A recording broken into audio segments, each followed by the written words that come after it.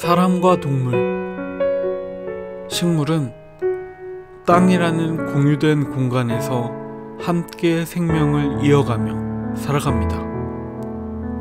사람에게도 땅은 없어서는 안 될 터전이지만 식물에게 토양은 그 존재를 유지시켜주는 생명 그 자체입니다. 안녕하세요. 꽃밥박 선생 박성우입니다. 저번 시간에 관수에 관해서 식물이 어떻게 잘 자랄 수 있는지, 어떻게 하면 식물 죽이지 않고 건강하게 잘 키울 수 있는지에 관해서 관수에 대해서, 물주기에 대해서 배워봤다면, 이번 시간엔 식물이 어떻게 하면 건강히 잘 자랄 수 있는지, 어떻게 하면 병에 걸리지 않고 어떻게 하면 내가 준 물이 그대로 식물에게 전달될 수 있는지, 그 토양에 관해서 이야기해 보려고 합니다. 토양은 무기물과 유기물의 영양소를 식물에게 주기도 하고, 크기가 다른 흙 입자를 통해 수분과 공기를 식물에게 제공합니다. 또한 입자의 차이로 만들어진 공극과 그 입자의 차이로 인해 토양의 통기성과 배수성이 생겨 식물이 숨을 쉴 수 있도록 만들어줍니다. 기반암인 모함을 토대로 만들어진 토양은 그 성질과 성분의 차이가 나라와 지리에 따라 다르고, 그로 인해 식물에 큰 차이를 만들어주는 요소가 되기도 합니다. 하지만 우리는 각기 다른 나라와 기후에 사는 식물을 우리의 필요에 의해 심게 되는데, 토양의 성질이나 토양 속 미생물과 곤충들처럼 생태 환경이 각기 다 다르기 때문에 원해종으로 재배되는 식물은 자생종에 비해서 병충해에 약하고 생장력 또한 차이를 보이게 됩니다. 보이는 거리분의 흙이나 대규모 거리 녹화 사업에 쓰이는 토양은 일반적으로 산흙으로 원해에 이용하기 어렵습니다. 이유는 토양 내의 모래와 점토 성질이 강해서 뿌리를 내리기가 어렵고, 토양 입자가 작고 일률적이어서 공극 또한 작아 공기와 수분을 충분히 저장하기가 어렵고, 그로 인해 통기와 배수가 이루어지지 않아 식물의 뿌리가 썩기 쉽습니다. 또한 흙에 병균이나 해충 등이 내재돼 있어 병충해의 피해를 받을 확률이 높아집니다. 앞서 이야기한 것처럼 그 장소에 원래 자라는 자생식물이나 토착식물이 아닌 나의 의도에 의해서 식물을 심게 된다면, 원래 이 자리에 자라는 식물이 아니기 때문에 식물이 잘 자랄 수 있도록 토양 환경을 만들어주는 것이 중요합니다. 사실 토양이라고 하면 뭐든지 토양이 될 수 있고, 토양의 종류는 굉장히 다양하고 형태 또한 다양한데요. 우리가 부르는 토양이라는 것, 그 종류와 구성에 관해서 이야기해 보도록 하겠습니다. 인공적으로 만들어주는 토양의 종류로는 마사토, 펄라이트, 버미큘라이트, 부엽토, 피트머스, 코코넛 피트, 난석 등이 있고, 이런 재료들을 배합해서 혹은 개별로 사용하게 됩니다. 우리가 다이소나 꽃집에서 흔히 구입해 사용하는 진갈색 흙은 보통 펄라이트, 버미큘라이트, 코코넛 피트, 이 세 가지가 섞인 인공 원해용 토를 지칭합니다. 그래서 우리가 이 흔히 구입해서 사용하는 배합토가 어떤 내용물이 있고 그 내용물 간에 어떤 역할을 하고 있는지 간단하게 설명을 한다면, 코코넛 피트는 코코넛 껍질로 이루어져 있고 가벼우며 수분을 충분히 저장할 수 있는 특성이 있고, 역할은 흙 속에 부피를 만들어줍니다. 펄라이트는 진주암을 분쇄하고 고온 처리해 만들고, 흙 속의 입자의 차이, 입자 간의 차이로 인해서 공극을 만들어주는 역할을 합니다.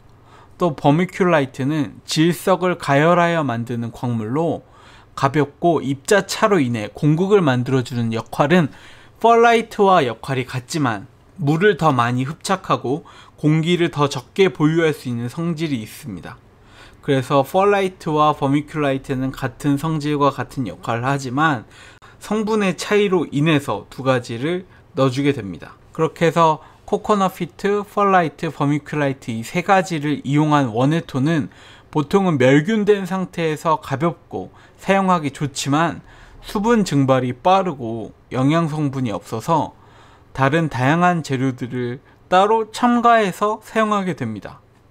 모질물의 역할을 해주는 마사토는 모래보다 굵은 알맹이 흙을 통칭하며 배수층과 통기성을 만들어주는 기능이 있고, 식물을 식재한 후 마감재로 이용한다면 잡초가 자라기 어려운 환경을 만들어 주어서 관리를 쉽게 만들어주고, 피트모스나 코코넛 피트는 가벼워서 물보다 가볍기 때문에 위로 뜨기 때문에 흙이 손실되는 걸 막아주고요. 노출된 흙의 표면에 마감되어서 수분 증발을 막아주는 역할을 하게 됩니다. 보통 참나무 껍질인 바크나 인공 청경물 등을 한 번 더 마무리하게 되는데, 보통은 이제 정원의 톤을 잡아주거나 심미적인 목적과 함께 수분 증발을 막아주는 역할을 하기도 합니다. 하이드로볼은 황토와 숯으로 만들어져 있어 배수층을 만들어주고 미생물과 병균을 생기는 것을 막아줍니다. 청경물 마감재로 쓰일 시에 토양의 수분 증발에 의해서 만들어진 습기를 정화해줍니다. 네, 이렇게 해서 토양의 종류가 굉장히 다양하고 토양에 쓰이는 그 공극을 만들어주는 토양의 종류와, 그리고 식물의 수분의 증발을 억제하고 잡초의 생산을 막아주는 청경물에 관해서 한번 이야기 나눠봤는데요.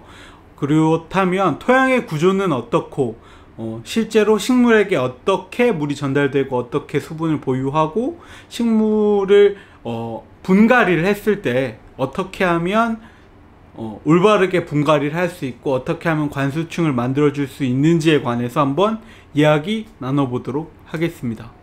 대부분 식물의 병충해로 피해를 받는 이유가 7할 정도는 토양에서 병충해가 자라기 때문인데요. 그래서 더욱이 안전한 멸균 상태의 흙을 이용해서 꼭 토양 환경을 조성해 주어야 한다고 했습니다.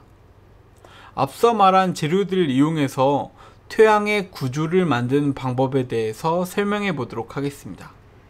사실 토양을 만드는 건 작은 지구를 만드는 것과 같습니다.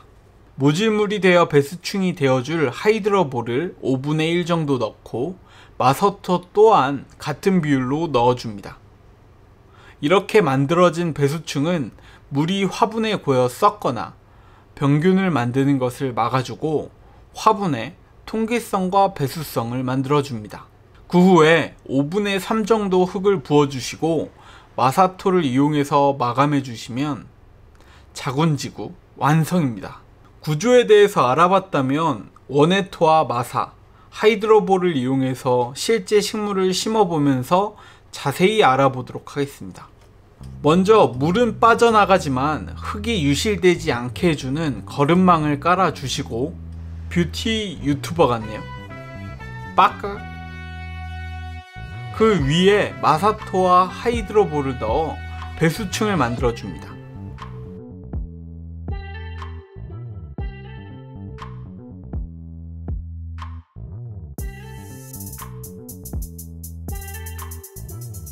그 후 소량의 흙을 뿌려주시는데, 식물이 직접적으로 배수층에 닿지 않게 하기 위해서, 뿌리를 잘 내리게 하기 위해서 소량의 흙을 넣는 것입니다.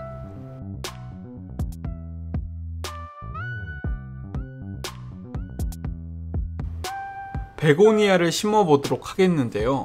베고니아는 잎을 보거나 꽃을 보는 두 가지의 원예 품종이 있는데, 이 품종 같은 경우는 꽃과 잎이 이뻐서 두 가지의 토끼를 동시에 잡을 수 있는데, 또한 또 크게 생장을 해서 꽤 인기 있는 품종입니다. 식물의 위치와 방향을 잡아주고 흙을 넣어주어야 중심이 흔들리지 않습니다. 흙을 넣고 식물체를 누르지 않고 주변부를 꼭 눌러서 고정시켜 주어야 합니다. 식물체를 누르게 되면 식물의 뿌리가 다쳐서 식물이 죽기 때문에 꼭 주변부를 눌러 주어서 고정을 시켜야 하는데, 이유는 물을 주었을 때 공간이 생겨서 중심이 틀어지는 것을 막기 위해서입니다. 이렇게 해서 흙을 잘 덮어주면 되는데, 꼭 식물의 줄기가 나와 있는 첫 부분인 식물의 하단이 화분에 5-6cm를 남기고 심겨야 뿌리가 노출되는 것을 막고 흙이 유실되는 것을 막습니다. 그리고 청경물을 넣을 자리를 만들어줘야 하기 때문에요. 그 위에 수분 증발을 억제하기 위해서, 그리고 가벼운 흙이 뜨지 않기 위해서 마사토를 깔아주시고, 마지막으로 하이드로볼을 덮어주시면 끝이 나게 됩니다. 완성! 빡! 앞전에 관수에 관해서 설명할 때 물을 대야에 담가줘야 골고루 수분이 흡수할 수 있다고 설명했는데, 이번에 위에서 뿌려주는 이유는 화분의 흙 위에 골고루 물이 스며들어서 혹시 모를 흙과 화분 안의 공간을 없애주기 위해서입니다. 진짜 완성! 빠끄! 네, 이렇게 토양이 식물에게 미치는 영향과 토양의 구조, 그리고 우리가 분갈이를 했을 때, 아니면 식물을 화분에 식재했을 때 어떻게 흙이 주는 영향이 있는지, 어떤 기능이 있는지에 대해서 한번 이야기 나눠봤습니다. 앞서 말했듯이 토양이라는 건 사실 늘 존재한다고 생각하지만, 우리가 올바르게 건강하게 식물을 키우려면 올바른 토양 구조를 가져야 된다, 올바르고 깨끗하고 멸균 상태의 재료를 사용해야 된다 라는 것을 이야기 나눠봤는데요.